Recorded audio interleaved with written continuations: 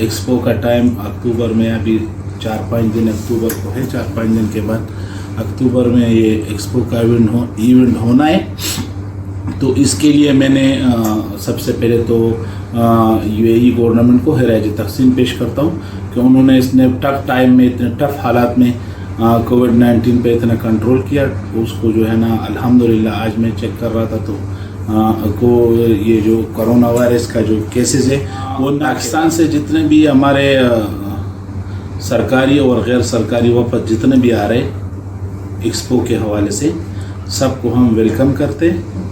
यही तो हमारा पहला घर है हम, और क्योंकि हम यूएई में रहते और पाकिस्तान में तो हम जाते हैं तो वो तो कुछ टाइम के लिए जाते हैं, तो घर तो हमारा यूएई हो गया। तो हम अपने घर में जो है ना पाकिस्तान से जितने भी वो पधार है उसको हम वेलकम करेंगे। मैं यूएई की गवर्नमेंट को बहुत अच्छा अप्रिशिएट कर रहा हूँ कि ऐसे हालात में उन लोगों ने इतने अच्छे माहौल बनाए। 2020 के एक्सपो जो 1 साल से डिले हुआ था और अभी टाइम जो है ना वो टाइम से होने जा रहा है।